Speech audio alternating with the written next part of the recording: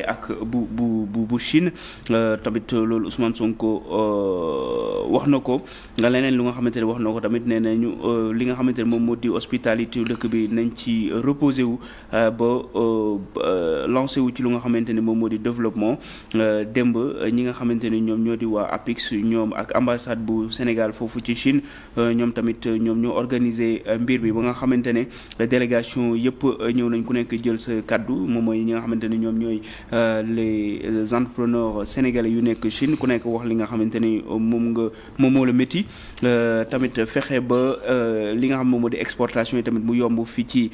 Sénégal am na ay accord ak ay convention yu bëri yoo xamante ni signé nañu ko diggante ñaari dëkk yi ba nga xamante ni la relation yi dina gën a ratax tamit ci projet yi bokk na tamit ci lu ay infrastructure yoo xamante ni jëm na ci wàllu développement. bu ñu jógee ci loolu jàll ci la. waaw bu ñu jógee ci loolu jamono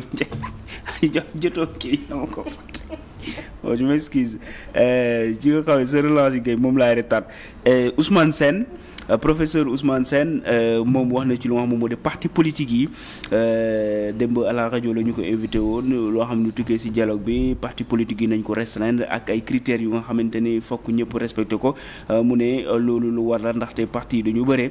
ba pare bu ñu tëggee élection ñëpp bëgg a dem ku nekk bëgg a jël ay fiche ak yeneen yu ni mel loolu dafay tax ba nga xamante ni finance yi dañ koy perte mu ne nag war nañu ko wàññi bu baax a baax a baax ba nga xamante ni ku nekk dina ci tonku et puis loolu dina rationaliser lu nga xam ne moom moo di espace politique bi ndaxte 200 ou 300 partis politiques ci dëkk boo xamante ni presque 18 millions la loolu lu tegul fenn. beneen bi si topp moom moo di CEDEAO ak président Bassirou Diomaye Faye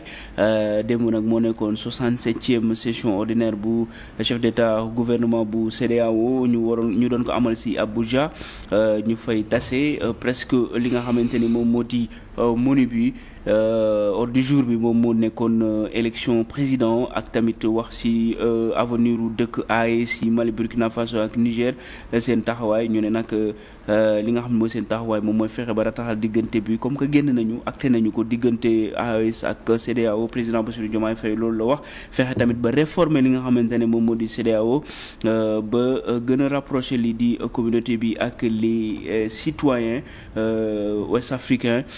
tamit beneen bu nga xamante ni noté nañ ko juñu naa ko sànq moom mooy président wu Julius Maada Bio moom mooy président wu ki nga xam ne moom moo di Sierra Leone moom la ñu def président mu nekk président CEDEAO ginnaaw bu ñu doon wax ne président Bassirou Diomaye Faye moom la ñu pressentir ci poste boobu loolu nag moom moo coïncide ak 50 ans wu feetu CEDEAO boobu ba léegi ñu teg ko muy wax ci lu nga xamante moom wàllu démocratie ak tamit ci wàllu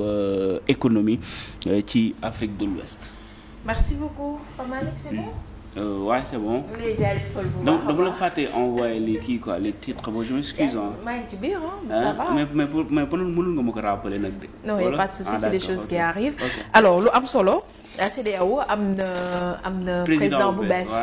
waaw Julius Maada Bio mooy le président Sierra Leone moom mooy remplacer Bola Tinubu le président nigérian. Y a eu beaucoup de rumeurs nag voilà presque presse bi yëpp partagé nañu le fait que le président a été ressenti parce que intelligence Africa Intelligence moom moo ko bind bon c'est un journal bu crédible. man nag bon je me dis que si ban. est-ce que dañu am ay info yu dëgër loolu moo tax ñu bind ko ba affaire bi c'était viral après à la suite ci lañ gis le président Sierra Leone moom moo nekk président mais dama njorta ne peut-être suñu ñu basé wu moom moo di avant c'était le président nigérian mooy le président sortant Bola Tinubu avant moom y a le président le président Bissau Guinée Embalo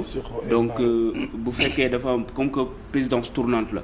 lusophonie mooy les portugais ñoo xam ne portugais yi ñoom ñoo leen coloniser am nañ seen présidence après les anglais mënuñu amaat beneen anglophone peut-être loolu moo tax ñu ne ba pare boo xoolee yeneen président francophone yi si des bon c'est par exemple Ouattara mu ngi dem élection octobre. c'est situation bi leerul noonu. le président Patrice Talon mu ngi jeexal deuxième mandat pareil tamit le président togolais dëkkam tamit voilà y a y a une crise bu nga xamante ne moom moo fa am tal na lu nekk naan day jiite CEDEAO. et puis Embalo aussi kii la Macky Sall la succédé à. exactement waaw non lu ma bëgg wax moom mooy bon ci côté boobu mënuñu wax ne par exemple Embalo moom moo ko nekkoon lusophone la anglais après moom mooy anglophone yi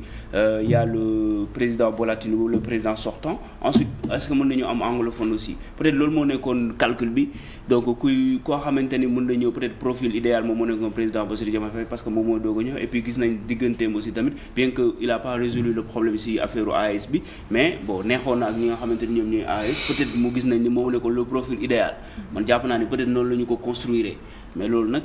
risque la boo xamante ne moom mu ngi ko jël je sais pas si mën nañu wax ne journalisme la wala loterie la mais en tout cas bon ils se sont gourés et puis nous aussi nga xamante ne relayé nañu info même su fekkee sax jël nañu ay pincettes kon utiliser ay conditionnels wala ñu ne c'est un poste pressenti ñun ñëpp on s'est gouré à la fin gis nañu totalement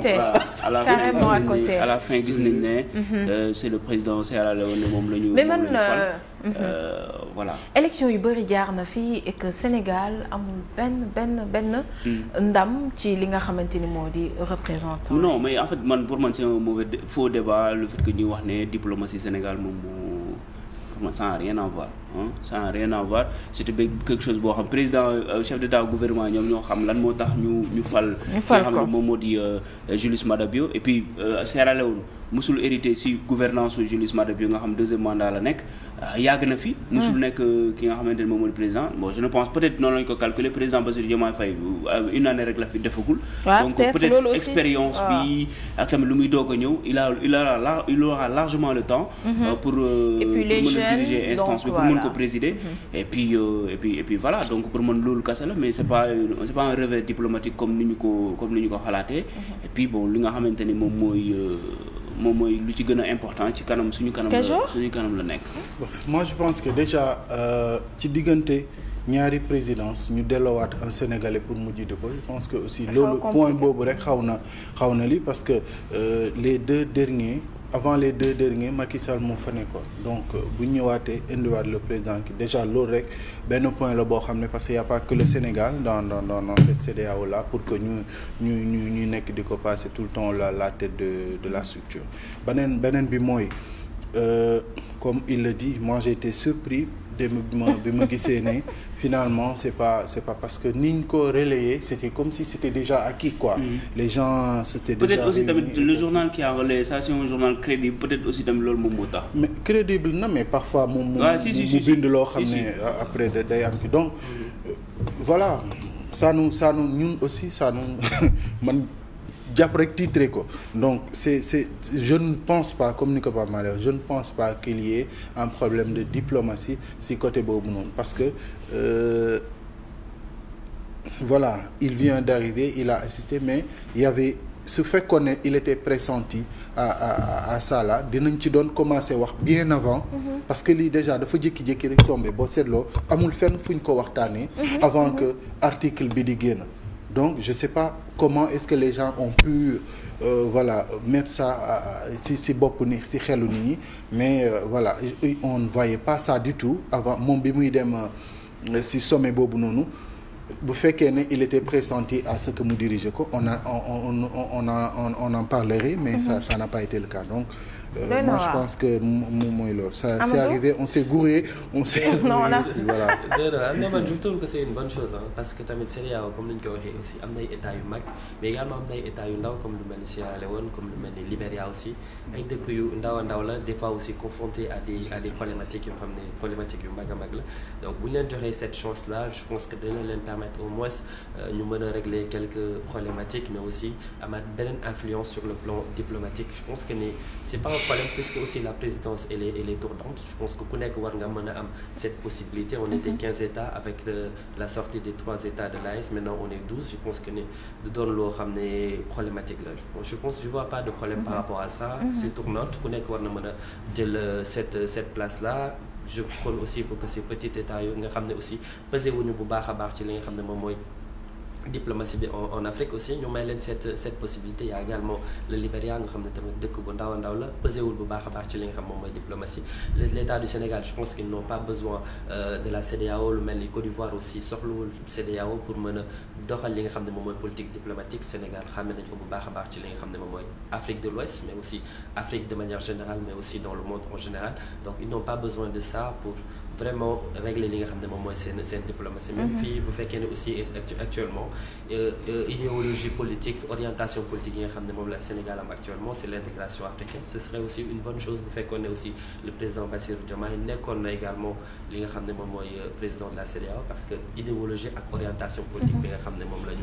la ñu am actuellement. Mais lu ci waay mën a wax aussi il faudra aussi ñu wax la réalité aussi la diplomatie elle est interne actuellement ici au Sénégal parce que je pense que ni de plus en plus. Mais mënoo expliquer par rapport ak donc expliquer par rapport à ça non ça je l'ai dit c'est clair parce que de plus en plus dañuy gis vraiment il y a des problématiques par rapport ak li nga xam ne moom mooy nu ñu gérer li nga xam moom mooy. Le quotidien ils ont essayé de dire ça mais je me demande fan lañ baax. non loolu moom je pense que war le quotidien Madiambal Diagne moo ko moom nag da nga fàtte. mais nag bon avec des journalistes quand même bon très brillants quoi. mais lu ma bëggoon wax nag moom mooy bon moi je les connais pas. rapidement ñu def dernier tour de table. mais en fait lu ma bëgg a wax moom mooy dama bëggoon a def benn clin d'œil benn carton vert ci président bu nga xamante ne moom la ñu fal président c'est Julius Maada Bio bi mooy deuxième mandat am ci